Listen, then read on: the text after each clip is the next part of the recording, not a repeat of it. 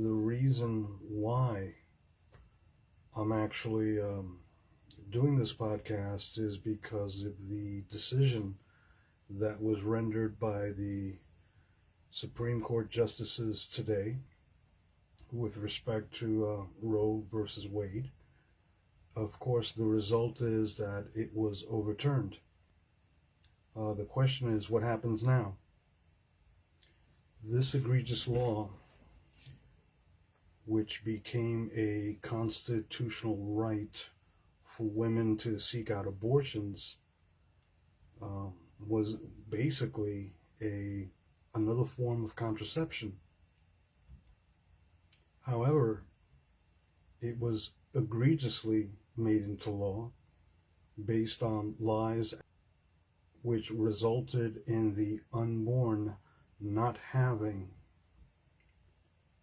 the constitutional protection that is afforded to people who are born, who are living. But the question is, what do we do now? Now I feel that we need to heal. We need to come together as a country. Thank goodness that finally President Biden had said that we can't have violent protests. We can't seek out justice against the Supreme Court justices that came to this decision and rendered overturning Roe versus Wade. So again, I'm not here to gloat. I'm not here to preach. But what I'm saying is that, finally, our moral compass has shifted north where it should have been. And the only losers in the overturning of Roe versus Wade are institutions like the NIH and organizations like Planned Parenthood that make millions upon millions of dollars hand over fist selling aborted body parts in this nation and abroad. So, again, not gloating. Pro-lifers and pro-choicers have to come together and realize that this egregious law did not recognize the unborn as human beings, did not afford them the protection of the Constitution. And for those of you that look at it from the spiritual perspective, God's children are now safe. They are no longer going to be subjected to murder. Because to me, that is exactly what an abortion is. It was not a form of birth control. And if you want to call it that, that's fine. But it is an extreme form of birth control that ended with murdering unborn children. So, we need to soak this in. We need to think about this from a moral perspective, from a spiritual perspective, that what was done was right. And again, this is not to gloat and, yell victory for pro-lifers or spell out defeat to pro-choicers. What we should be acknowledging is, that for almost 50 years, we've been murdering, we've allowed the murder of the unborn. And now we've given them a voice. But it's not over yet, because you still have the states that will either ban entirely or make some kind of compromise. but any compromise that ends with abortion spells out murder. And that's just my opinion. But that's what I see. In the long run,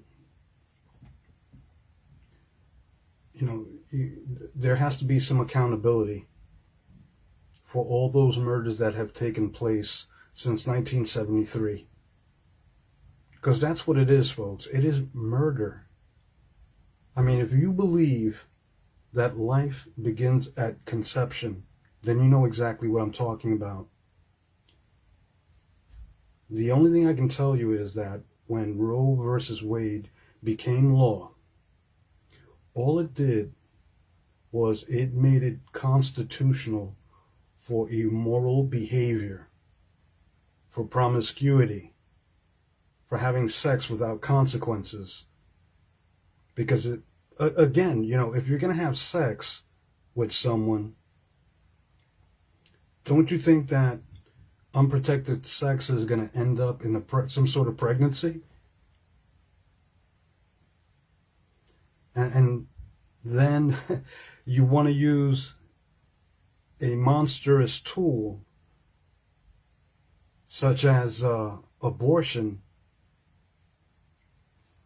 to justify a murder.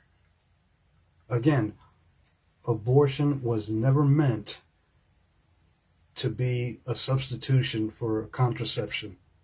Never. And my heart is heavy with the fact that, children are going to be born. The unborn children are going to be born. And no longer, I'm assuming that no longer companies and organizations like Planned Parenthood and the NIH are going to make money. But trust me, this is not over yet, because even though Roe versus Wade has been overturned, I guarantee you there will be lobbyists in the next couple of months that will be trying to overturn what the Supreme Court opinion on Roe versus Wade. We've just become a society that is so desensitized that we condoned abortions and justified it by saying, well, it's a woman's right. Now, I'm not taking anything away from women. I understand how hard a decision it is to want to have an abortion. I get it. I'm not a woman, but I understand it. But to me, it wasn't the only option. There is such thing as adoption. There are families out there that are waiting for children because they cannot have their own, but they're willing to make the sacrifice and take a child from the hands of a would-be parent, or wouldn't be, or a parent that doesn't want to be, and accept that responsibility. I think that's a great trade-off. But of course, there's going to be an argument with respect to, what about rape and incest? The circumstances that a child comes into being are not its fault, okay? And obviously, if someone commits those types of heinous crimes, then it is important that they be judged and prosecuted for that crime. But if the option is abortion, obviously, then the only person that's being punished is that unborn life. But of course, that's just my opinion. I don't know how many of you feel the same way that I do. I know that for a woman to make a conscious decision such as abortion, it takes a lot. It's pretty hard, especially if she is alone and she doesn't have support. But anyway, Roe versus Wade has been overturned, and politicians like Maxine Waters and Alexandria Ocasio-Cortez are telling pro-choicers to go out into the streets and commit violence, and we don't need that. We need time to sit back and soak this in, come to the table and talk to one another, have that conversation as human beings, and try to understand why the Supreme Court made their opinion to overturn this egregious law, and what it means for us as human beings, as citizens of the United States. We have an opportunity now to change our behavior as a society. Change the behavior of being promiscuous without any consequences. Because that's exactly what unprotected sex leads to. Leads to an unplanned pregnancy. That leads to an abortion. Parents, if you have children out there that are young and are at that age that they're becoming sexually active, I think it's time to teach them, give them some moral values,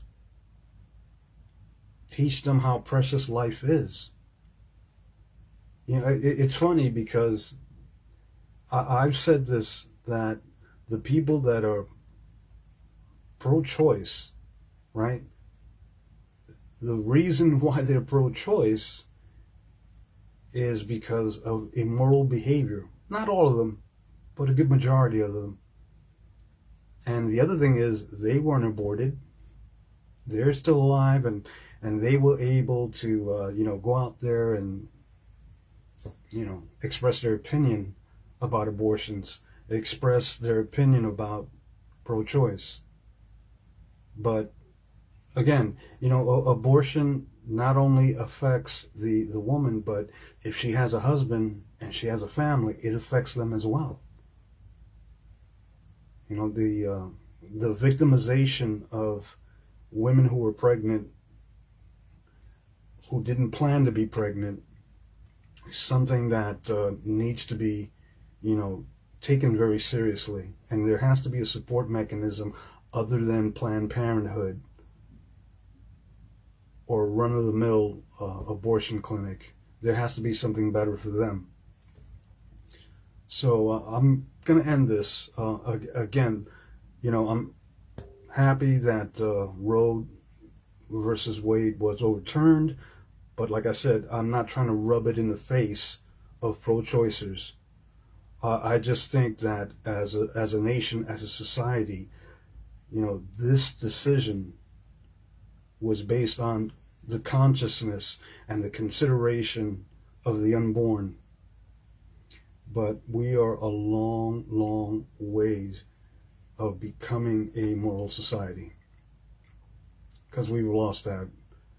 So thank you very much for allowing me to talk to you, and please look forward to a few podcasts that are in development. I appreciate your support. I thank you very much.